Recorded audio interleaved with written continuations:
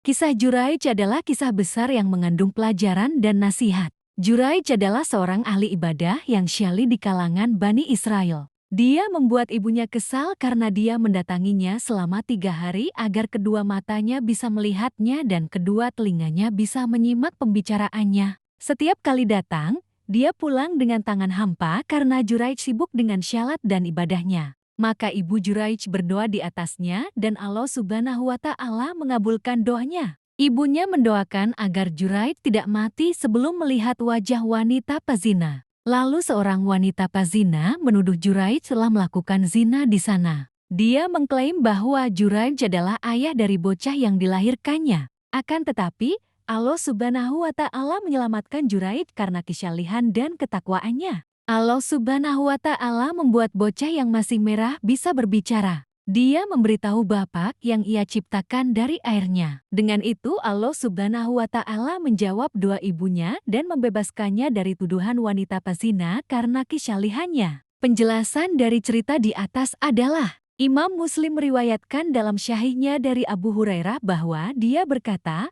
ada Juraij yang sedang beribadah. Ibunya mendatanginya. Humaid berkata, Abu Rafi menjelaskan kepada kita penjelasan Abu Hurairah tentang penjelasan Rasulullah Shallallahu Alaihi Wasallam perihal ibu Juraij manakala terjadi. Bagaimana ibu mengangkat telapak tangan di atas kening, kemudian dia mengangkat kepalanya untuk menemukannya. Ibunya berkata, wahai Juraij, aku ibumu, kemarilah dan berbicaralah denganku. Kebetulan saat itu Juraij sedang syalat. Juraij berkata, ya Allah, ibuku dan syalatku. Lalu Juraij memilih meneruskan syalatnya. Ibunya pun pulang. Kemudian ibunya kembali untuk pertemuan kedua dan singgah. Wahai Juraij, aku ibu, kemarilah dan berbicaralah denganku. Juraij berkata, ya Allah, ibuku dan syalatku. Lalu dia memilih syalatnya. Ibunya berdoa, ya Allah, ini adalah Juraij. Dia adalah anakku. Aku mengajaknya berbicara, tetapi dia menolak. Ya Allah, jangan engkau matikan dia sebelum engkau memberitahukannya kepada wanita pezina. Dia berkata, seandainya dia berdoa agar Juraij terfitnah, niscaya dia akan terfitnah. Ada seorang penggembala kambing yang bermalam di tempat beribadah Juraij. Lalu seorang wanita keluar dari desa. Penggembala itu menggaulinya. Wanita itu hamil dan melahirkan bayi laki-laki. Dia bertanya, apa ini? Wanita itu menjawab, dari penghuni tempat beribadah ini. Lalu orang-orang datangan dengan membawa kapak dan sekopnya. Mereka mengundang sementara dia sedang syalat.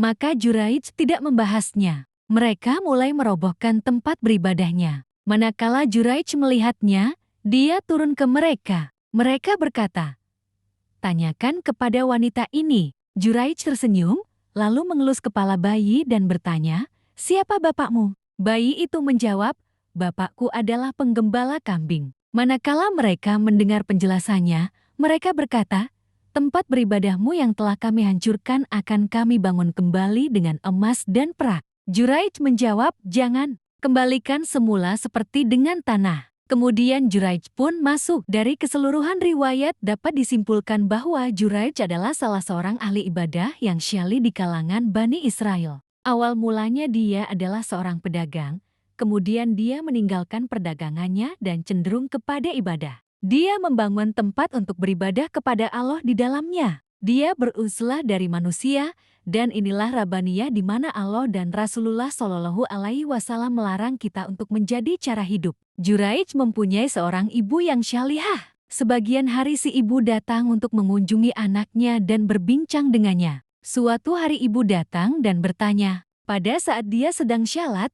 maka dia lebih mementingkan sholatnya daripada menjawab panggilan ibunya. Rasulullah Shallallahu Alaihi Wasallam mempraktekkan kepada kita perbuatan si ibu ketika memanggil Juraij. Rasulullah Shallallahu Alaihi Wasallam meletakkan telapak tangannya di atas alis matanya, menirukan perbuatan ibu Juraij yang mendongakkan kepalanya ketika memanggil putranya. Orang-orang akan melakukan seperti ibu Juraij jika orang yang dipanggil berada di tempat yang tinggi. Mereka ingin agar bisa melihat orang yang dipanggil dengan melongok kepada mereka. Mungkin sinar matahari yang menyilaukan menimpa kedua matanya ketika dia mengangkatnya ke anaknya. Dia meletakkan telapak tangannya di alis matanya untuk menahan sinar matahari dari kedua matanya. Semestinya Juraij meninggalkan syalatnya dan menjawab panggilan ibunya, karena menjawab ibu lebih baik daripada syalat sunnah. Dia bisa meringankan syalatnya dan bersegera menemui ibunya. Akan tetapi, Juraij lebih mengutamakan syalat daripada ibunya, dan sepertinya dia meneruskan kenikmatan di dalam syalatnya hingga tidak meninggalkan syalat karena satu dan hal lain. Esok harinya ibu kembali menelponnya, begitu pula di hari ketiga. Nasibnya di kali kedua dan ketiga tidaklah lebih baik daripada nasibnya di kali pertama. Karena itu ibu Juraij marah, lalu dia berdoa di atasnya dan Allah Subhanahu wa Ta'ala mengabulkan doanya. Ibu Juraij berdoa agar Allah Subhanahu wa Ta'ala tidak mematikannya hingga membuatnya melihat wajah pelacur. Rasulullah Shallallahu Alaihi Wasallam telah menyampaikan kepada kita, seandainya ibu Juraij berdoa di atas agar tertimpa fitnah, niscaya dia akan terfitnah. Jika Allah Subhanahu wa Ta'ala menghendaki sebab sesuatu, maka ia terjadi dan memudahkan sebabnya. Allah Subhanahu wa Ta'ala telah menyiapkan sebab-sebabnya dengan mengutus seorang pelacur untuk merayu dan menggodanya. Penyebabnya adalah bahwa Bani Israel berbicara tentang kebaikan dan ibadah Juraij. Maka wanita ini begitu meremehkan Juraij, kesyalihan dan ketakwaannya. Dia mengklaim bahwa jika dia yang merayunya, maka Juraij akan bertekuk lutut dan jatuh seperti yang lain. Wanita ini begitu percaya diri dengan alasan kecantikannya. Hadis di atas menyebutkan bahwa orang-orang menjadikan wanita ini sebagai ikon kecantikan dan kemolekan. Orang-orang yang terjerumus ke dalam lumpur kenistaan mengira bahwa semua manusia adalah seperti yang mereka kenal. Mereka tidak menyangka bahwa di antara manusia hamba Allah yang menjauhi kenikmatan dunia yang hanya bersifat sementara dan tidak abadi, juga bahwa terdapat di kalangan orang-orang mereka yang beriman dan takwa serta agama yang menjaga mereka sehingga tidak terjerumus ke dalam kenistaan dan perbuatan keji. Di antara mereka adalah Nabiullah Yusuf alaihi salam yang menjadi tauladan di bidang ini dan Al-Quran telah menyampaikan kisahnya. Lalu ada Juraij, si ahli ibadah yang digoda oleh wanita pelacur,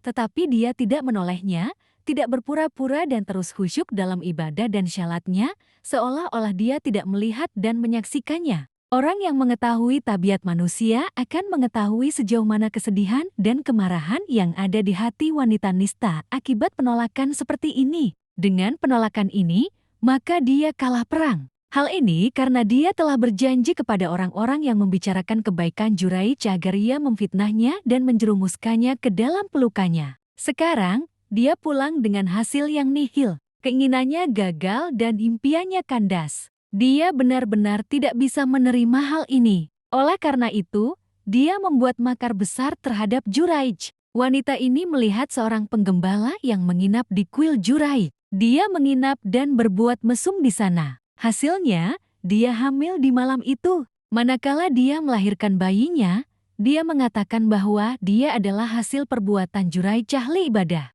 Juraijlah pelaku perbuatan buruk ini. Ini berarti Juraij beribadah secara dusta, kebaikannya hanyalah sekedar pemanis yang palsu. Betapa sedih dan marahnya orang-orang manakala mereka menaruh kepercayaan kepada orang-orang yang menampakkan kebaikan, ketakwaan dan keteguhan beragama, kemudian ternyata mereka buruk. Orang-orang yang mereka percayai hanya serigala berbulu domba atau musang berbulu ayam untuk menipu orang-orang bodoh. Maka, mereka pun berbalik melawan ketika kesempatan tersebut tersedia.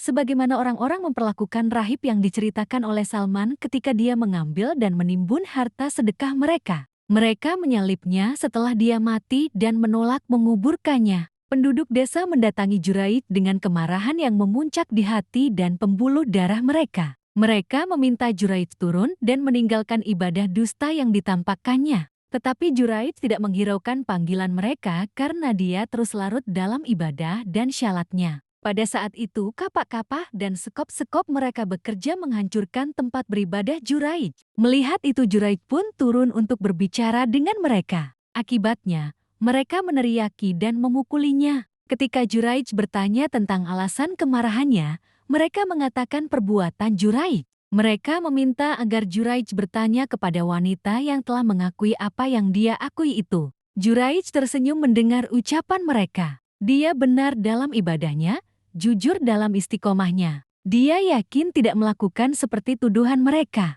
Tuduhan wanita hina itu hanyalah dusta yang terbuka. Juraij meminta kepada orang-orang yang marah agar meluangkan waktu untuk berwudu dan syalat. Selesai syalat dia membunuh bocah yang baru lahir beberapa jam atau beberapa hari. Juraij menusuk ke dalam sambil bertanya. Sementara orang-orang menyukainya, siapa bapakmu? Sebuah ayat Allah yang menunjukkan kepadanya dan kepada besarnya kodratnya. Bayi itu berbicara dengan suara yang terdengar, ucapan yang jelas dan dimengerti. Bayi itu menjawab, "Bapakku adalah Fulan penggembala kambing." Orang-orang menyadari besarnya kejahatan mereka terhadap seorang hamba syalih. Mereka mengetahui bahwa Juraij tidak termasuk dalam deretan orang-orang yang mereka duga. Juraij bukan penjilat dan bukan penipu.